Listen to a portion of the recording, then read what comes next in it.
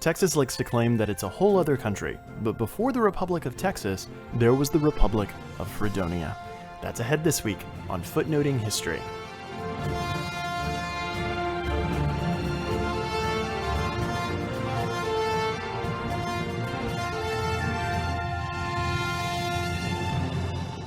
Hello, and welcome to Footnoting History. My name is Nathan. On today's episode of the podcast, I'd like to talk to you about a topic that's been in the news a lot lately, American immigration and Mexico, but not in the way that you might think.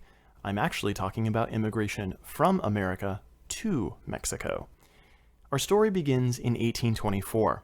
At that time, the area which is today East Texas was then part of the brand new Mexican state of Coahuila y Texas. I say brand new because Mexico as a country had only just come into existence 3 years before, in 1821, following a long 11-year war of independence with Spain. But the young country was facing a severe set of problems, namely population and illegal immigration. Most parts of North Mexico were still extremely rural and underpopulated. Estimates actually placed the population of Texas at under 3,000 in 1821. This region was also home to Native American populations, who were either native to the region or who had been displaced by American settlement in the United States and had been forced to migrate further west. This was particularly true of one group of Cherokee, who were originally from the Carolinas and Georgia, but who had moved into Spanish Texas in 1819, a decade and a half before the infamous forced displacement known as the Trail of Tears, and settled north of the town of Nacogdoches, Texas. For years, however, the Spanish government had actively discouraged immigration from the United States into the Mexican territories, which led to the second problem, illegal immigration. For years, Anglo-Americans had been coming over the border from Louisiana into East Texas and squatting on land there. In some cases, the motivation for this illegal immigration had to do with debt. If a farm failed in the United States, a farmer could cross the border into Mexico and restart their life virtually scot-free, as debt collectors could not cross into an area where they had no jurisdiction, and the chances of a debtor being extradited back into the United States were slim indeed, because the Mexican army was still recovering from the War of Independence and could not field enough men to actively patrol the hundreds of miles of border between Mexico and the United States. All of this meant that much of the American immigration into Mexico was highly unorganized, frequently did not respect the pre-existing rights of Mexican landowners, and some of the people doing the immigrating were viewed by the Spanish-Mexican population as being of, well, rather less than desirable society. All this began to change in 1824. In August of that year, the Mexican Congress passed a new immigration law called the General Colonization Law, which allowed Americans, or any other nationality, to immigrate into Mexico. Moreover, the government decided to continue a policy which had been created by the Spanish government shortly before Mexico won its independence, but had never been fully implemented. This was the Impresario system. An impresario would be given a particular area of land and be tasked with the responsibility of convincing families to immigrate into Mexico and settle that territory, though the impresario would not himself divide the land among the settlers. That task was to be handled by the local Mexican government. In payment for facilitating this immigration, the impresario was to be awarded a large tract of land within the colony at a rate based on the number of families settled, as well as a cash payment in administrative fees. The first impresario, Moses Austin, was awarded a colony by the Spanish government in 1821, but he died and the Mexicans won their independence before the settlement could take place. His son, Stephen Austin, for whom everything Austin in Texas is named, would take up his father's impresario contract and settle 300 families in Mexican Texas. Austin's contract was also different from other impresarios in that he was given some minor governmental powers over his colony. As for the settlers in these colonies, there was an understanding that they would have to convert to Roman Catholicism and learn to speak Spanish, requirements that were virtually impossible to enforce. Which brings us to Haden Edwards. Edwards was originally from Virginia, though he, his wife Susanna, and their 13 children had lived in a number of states throughout the South.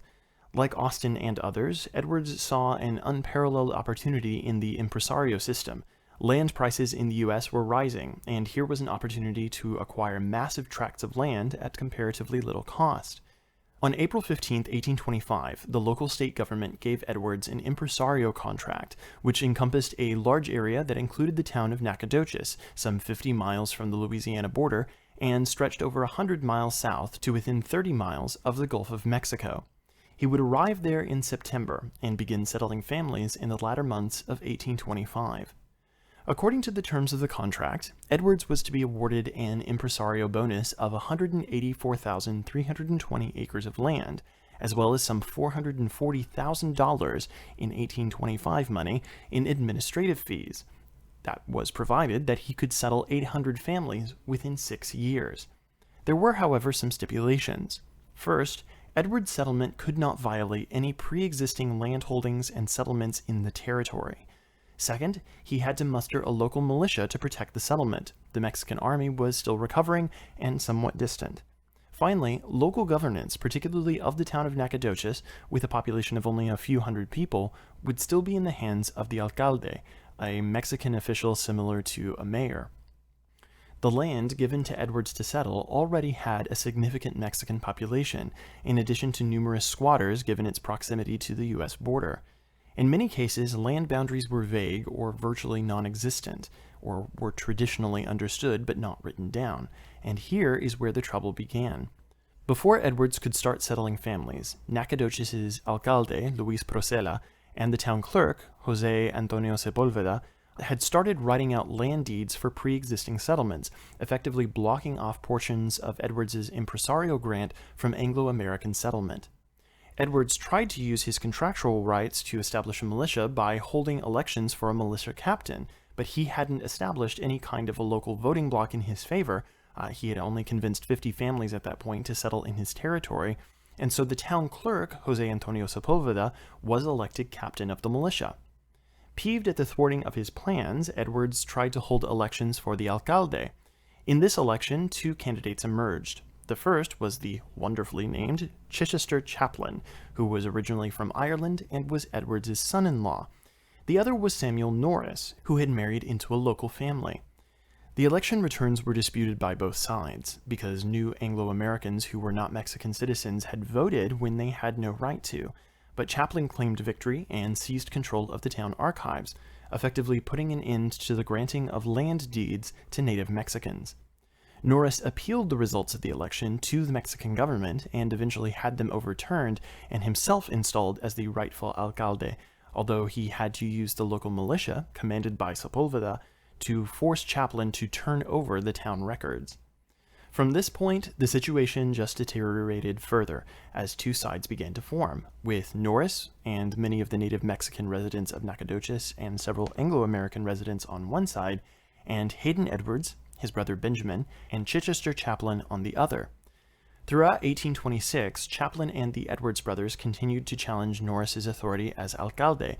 Haden Edwards had long been insisting that he had the right to verify all land ownership, and he attempted to forcefully evict people that he claimed were squatters, as well as collect ownership fees from people living in the territory prior to his arrival, none of which was within his rights as an impresario. Things began to come to a head in the summer of 1826. Haden briefly returned to the United States to gather more settler families, leaving his brother Benjamin in charge. Benjamin continued to press against Samuel Norris's authority, and both he and Norris made so many complaints to the government of mistreatment by the other side. Benjamin Edwards accused Norris's men of tampering with his mail. Norris said that the Edwards cabal was trying to make some kind of arrangement with the Cherokee to the north in order to stage an insurrection, which it turns out was actually true. That in September, the government formally revoked Haden Edwards' impresario contract, which he learned upon returning from his successful trip to the United States, where he had convinced 700 families to immigrate into his territory. Following the loss of Edwards' impresario contract, at the end of November 1826, a vigilante posse of 36 men entered Nacogdoches and seized both Haden and Benjamin Edwards, Samuel Norris, and Jose Antonio Sepulveda. They then proceeded to hold a drumhead trial, which ended in the release of Edwards, but found Norris and Sepulveda guilty of such crimes as inciting murder, extortion, forgery, theft, and generally being, well, bad people. Instead of putting them to death, the two men were declared stripped of their authority as alcalde and captain of the militia, which has led some people to speculate that the entire thing was in fact a ruse orchestrated by Haden Edwards to unseat Norris and Sepulveda from power. These developments were deeply unsettling to the Mexican authorities in San Antonio, who were also engaged in negotiations with the various Native American tribes in the region for permanent settlements, negotiations which included the Cherokee living to the north of Nacogdoches. They were finally forced to act when, on December 16th, the Edwards brothers entered Nacogdoches with 30 or so men and proclaimed the existence of a new country, the Republic of Fredonia, with Haden Edwards at its head. Moreover, the rumors of negotiation with the Cherokee were true, as Edwards claimed to have their support, made manifest in a flag he raised over Nacogdoches.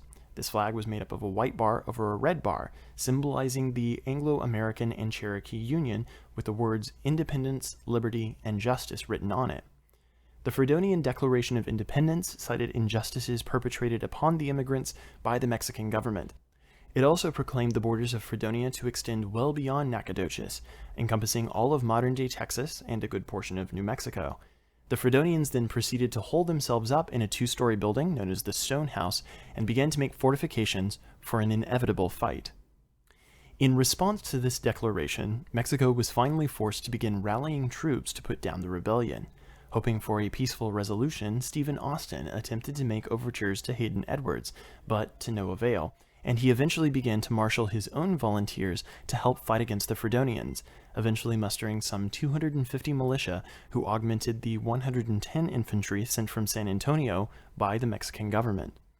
Outnumbered in the extreme, because the Edwards only had about 20 or so men to fight for them, the Fredonians began to make appeals to other Impresario colonies and even to the United States, but alas, no help came, not even from the Cherokee, who reneged on their agreement when presented with the possibility of a permanent settlement by the Mexican government.